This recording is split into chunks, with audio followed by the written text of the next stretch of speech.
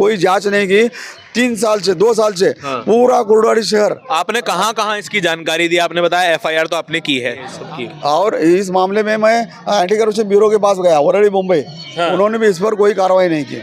और उसको क्या अभी एकनाथ शिंदे तो अभी 3 महीने आ चुके हैं। उसके पहले माननीय अमित जी शाह साहब ने तो अपने अन्नदाता से मैं न्याय मांग रहा हूँ कि भाई ये पूरा पैसा लुटा गया है, इस पर न्याय दो। नमस्कार, मेरा नाम है दारण और आप देख रहे हैं इंडिया इंटरनेशनल न्यूज़। यहाँ पर एक आंदोलन चल रहा है। मैं हमेशा ये बात कहता हूँ, आंदोलन बड़े छोटे नहीं होते, आंदोलन ज़रूरी होते हैं इस देश की लोकतांत्रिक व्यवस्था को बनाए रखने के लिए। क्योंकि जब तक आप सरकारों से सवाल नहीं करेंगे तब तक आप जो है एक बेहतर नागरिक नहीं हो सकते। मेरे साथ काफ़ी सारे लोग हैं जो कि एक बड़ा ही ज़रूरी जो है वो मुद्दा उठा रहे हैं। 2011 से लेकर आज तक लगभग 12 साल हो गए, 11-12 साल हो गए। एक घोटाला हो रहा है महाराष्ट्र के अंदर। तमाम सरकारें रही हैं, देवेंद्र फडणवीस की सरकार रही, उद्धव ठाकरे की सरकार रही, और अब जो है वो शिवसेना बीजेपी की सरकार अभी चल रही है, जो अभी हाल में सत्ता परिवर्तन हुआ। सर, क्या है इस घोटाले के पीछे? इस घोटाले के पीछे ऐसा है कि कुर्डवाड़ी नगर परिषद है। हाँ, मेरा प्रथमतः मैं मेरा पहचान देता हूँ जी बताइए। मैं वरिष्ठ नागरिक है भाऊ साहेब रघुनाथ कांबले। मैं भ्रष्टाचार विरोधी जन आक्रोश संगठन का संस्थापक अध्यक्ष हूँ महाराष्ट्र राज्य का। तो मैं ये आपको बताना चाहता हूँ कि सोलापुर जिले के अंदर महाराष्ट्र में कुर्डवाड़ी नगर परिषद है, उसमें सन 2011 से आज तक करीबन 500 करोड़ रुपए का घोटाले हो चुके हैं। और इसके बारे में हमने 11 शिकायत एंटी करप्शन ब्यूरो और पूरे शासन व्यवस्था में दिया था। 3 साल फॉलोअप लिया, लेकिन उन्होंने कुछ भी उस पर कार्रवाई नहीं करी। वो सब मिली भगत थे, चाहे वो IAS अधिकारी हो, कुछ भी हो। और फिर उसके बाद में 3 साल के बाद में मैं सीधा कानून की तरफ IPC धारा के अनुसार पुलिस स्टेशन में जाके एक कंप्लेंट लिखी और उसको सब पुराए दिए, सब सबूत दिए। लेकिन वहाँ भी FIR दर्ज होना था, FIR दर्ज नहीं हुआ। तो यहाँ दुख की बात ऐसी है कि सुप्रीम कोर्ट का एक अध्यक्ष है ललिता कुमारी उर्दू उत्तर प्रदेश। इस मामले में माननीय सुप्रीम कोर्ट ने एक आदेश दिया है कि भारत देश का कोई भी नागरिक अगर कंप्लेंट दिया पुलिस स्टेशन में तो वो दर्ज करो, FIR दर्ज करो। और 5 ऑप्शन दिए, 4 ऑप्शन दिए, जांच करो, जांच करके कार्रवाई करो। और 5वां ऑप्शन है अगर शिकायतदार ने अपनी झूठी शिकायत दी तो उस पर कार्रवाई करो, उस पर कार्रवाई। लेकिन वहाँ की जो IPS अधिकारी है माननीय श्री तेजस्वी सातपुते मैडम, उन्होंने FIR दर्ज नहीं किया और मुझे हैरेसमेंट किया। FIR तो आपके साथ हैरेसमेंट हुआ? मुझे हैरेसमेंट किया। अच्छा, क्या हुआ, क्या थोड़ा डिटेल बताइए। हाँ, तो क्या है, मैं जब भी भूख हड़ताल करने गया तो वहाँ पे अपने पुलिस भेज के प्रतिबंध किया, रोक लगाया, पुलिस थाने में ले जाके बताया। ये सब कुछ मनोज पाटिल और उनके मनोज पाटिल पहले थे वहाँ पे। माननीय मनोज पाटिल साहब SP थे वहाँ पे। वो ट्रांसफर हो गए, नगर गए।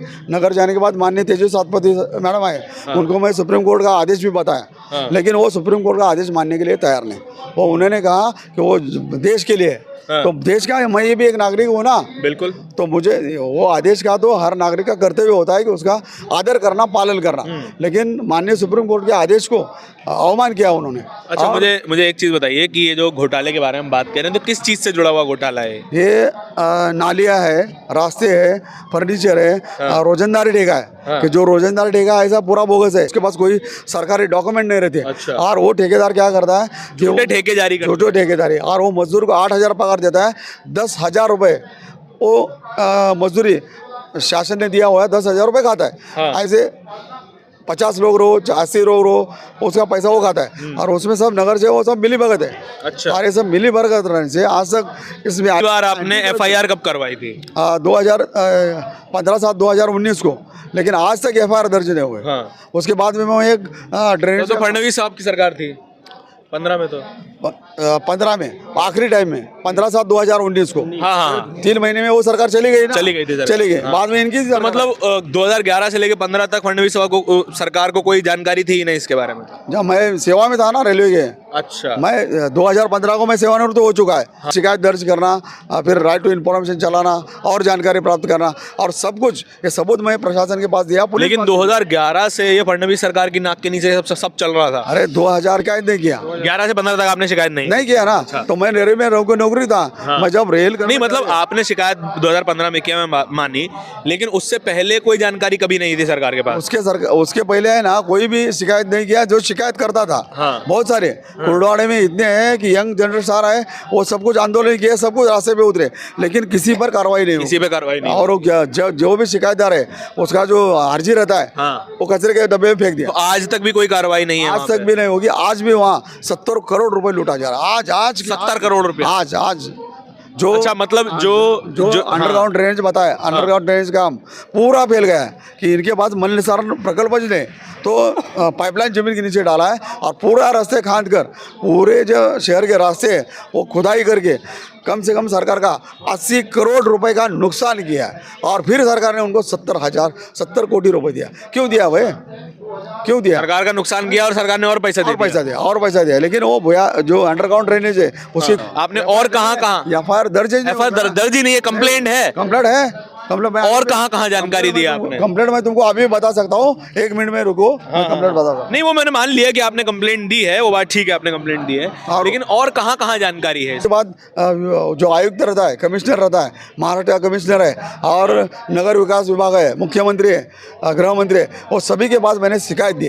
अगर वो शिकायत देने के बाद उन्होंने असमर्थता दिखाई, सब मिली भगत है ना, असमर्थता दिखाई, कोई IAS अधिकारी के खिलाफ जांच करने के लिए तैयार नहीं, कार्रवाई की बात अलग है। किसी भी भ्रष्टाचार की जांच होनी जरूरी है ना, जांच ही नहीं करते तो कार्रवाई कैसी होगी?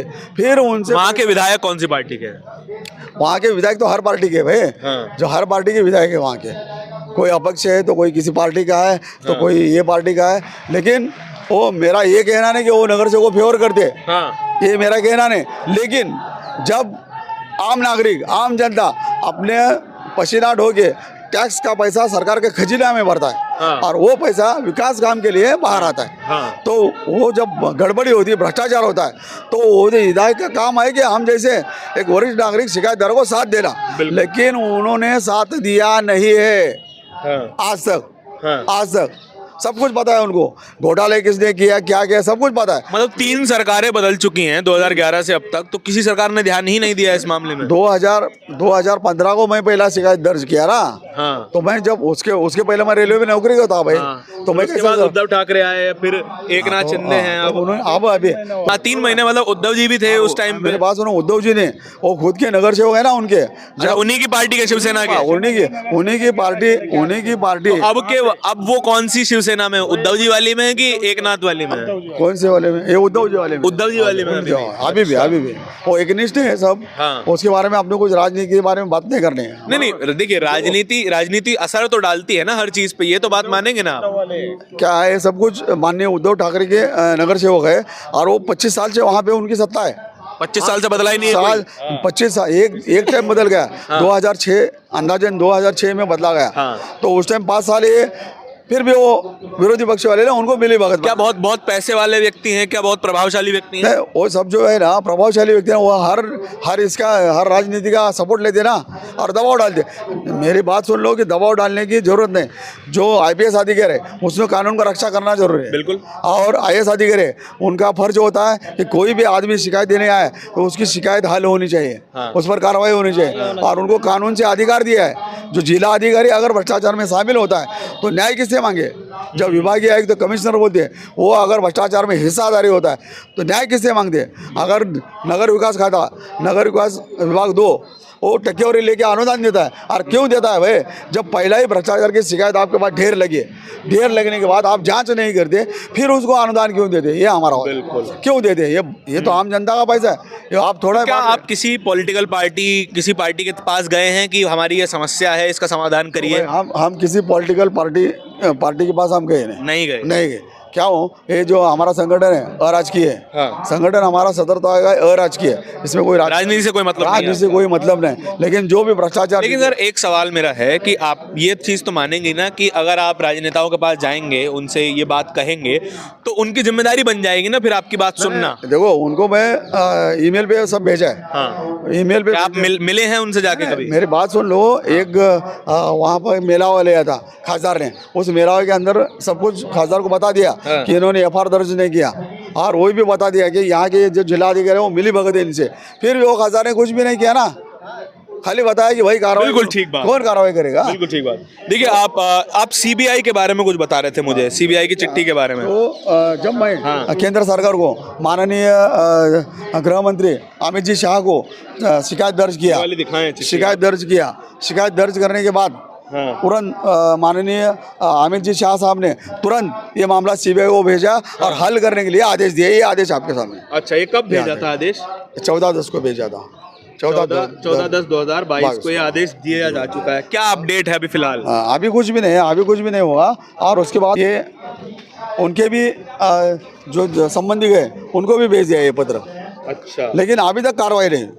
तो हम ये चाहते हैं कि आदरणीय पंतप्रधान नरेंद्र जी मोदी साहब वो तो कहते हैं कि भ्रष्टाचार मुक्त भारत होना है, हाँ। और हम उनके कार्य में एक हिस्सा है, योगदान है और हम सहयोग दे रहे हैं। तो एक जो भ्रष्टाचार है वो तो आपको मोदी जी से उम्मीद है कि वो इस पे कार्रवाई करवाएंगे? मुझे तो उम्मीद है। मैं तो केंद्र सरकार का आज भी अनाज खाता हूँ। हाँ। मैं केंद्र सरकार का सेवक हूँ। आप समर्थक हैं? समर्थक नहीं है भाई, मैं सेवार्थी है। सेवक हैं। मैं जब रेल प्रशासन में 36 साल नौकरी किया। अच्छा, आप रेलवे में थे? हाँ। रेलवे में थे तो आखिरी सांस तक मैं केंद्र सरकार का एक सेवार्थी हूँ। हाँ। और सेवार्थी का फर्ज होता है कि न्याय मांगना है, तो इस पर तुरंत कार्रवाई होनी जरूरी है। देखिए, सीबीआई का लेटर इनके हाथ में है और अमित शाह का जो है आदेश है, लेकिन फिर भी अभी तक कोई जो है अपडेट नहीं है सिचुएशन में कि हो क्या रहा है।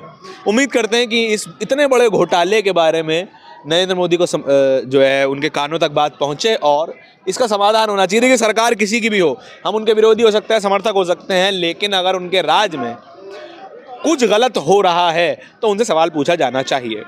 और आप हाँ बताइए। और ये जो पैसा है वो हर आदमी हर नागरिक इस देश का हाँ। अपना पसीना ढो के कमाता है और फिर टैक्स भरता है।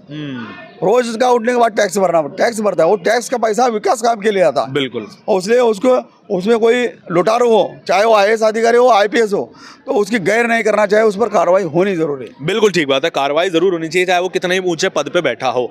आपको क्या लगता है कि इनकी मांग वाजिब है? अगर है तो कमेंट सेक्शन में बताइएगा ज़रूर, और नहीं भी है तो भी बताइए अगर आपके विचार में नहीं है तो।